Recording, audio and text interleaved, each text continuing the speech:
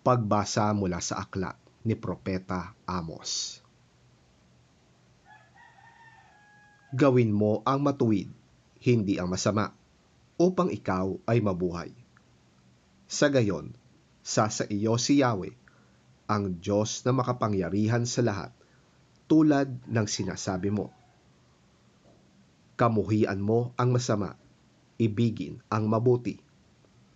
Pairalin mo sa mga hukuman ang katarungan, baka sakaling kahabagan ni Yahweh ang matitirang buhay sa lahi ni Jose.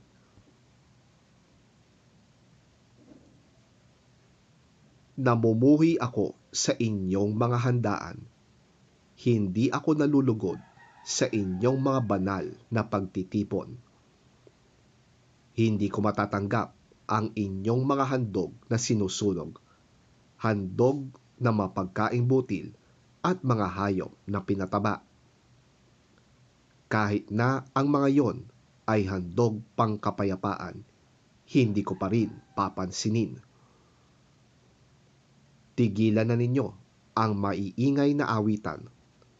Ayoko nang marinig ang inyong mga alpa. Sa halip ay padaluin ninyo ang katarungan gaya ng isang ilog, gayon din ang katwiran tulad ng isang di natutuyong batis.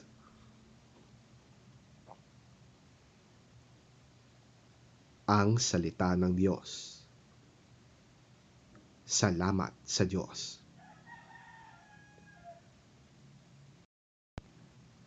Ang mabuting balita ng Panginoon ayon kay San Mateo. Papuri sa iyo, Panginoon. Nang dumating si Jesus sa kabilang ibayo sa lupain ng mga Gadareno, sinalubong siya ng 2 lalaking sinasapian ng mga demonyo. Sila ay nakatira sa libingan. Napakababangis nila, kaya't walang sino man ang dumaraan doon. Biglang nagsisigaw ang 2 lalaki. Ano ang pakialam mo sa amin, anak ng Diyos? Naparito ka ba upang pahirapan kami kahit hindi pa panahon? Sa di kalayuan ay may malaking kawan ng mga baboy na nagsisikain. Nakiusap sa kanya ang mga demonyo. Kung palalayasin mo kami, hayaan mong pumasok kami sa mga baboy na iyon.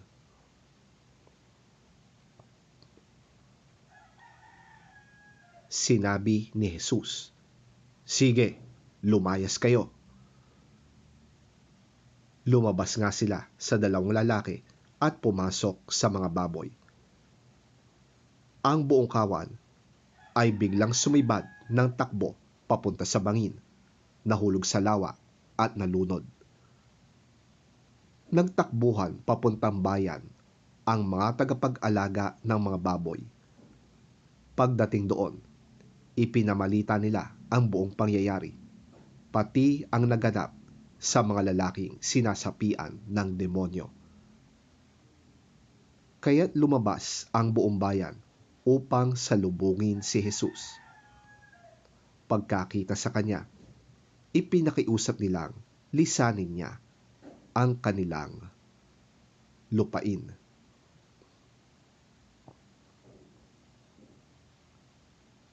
Ang mabuting balita ng ating Panginoon. Pinupuri ka namin, Panginoong Hesukristo.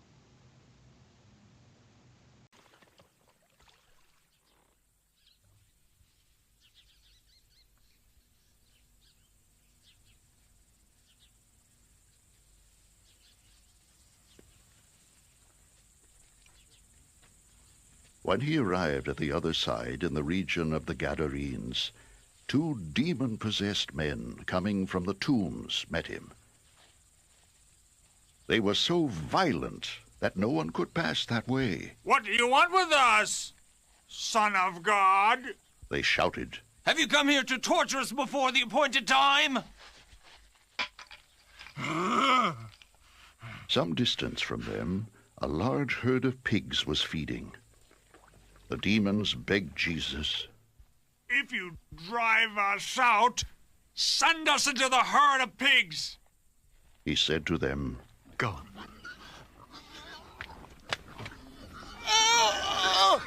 So they came out and went into the pigs, and the whole herd rushed down the steep bank into the lake and died in the water.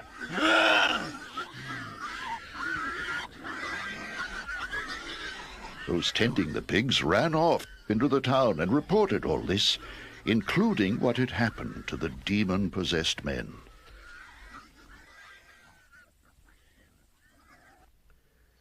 Then the whole town went out to meet Jesus, and when they saw him, they pleaded with him to leave their region.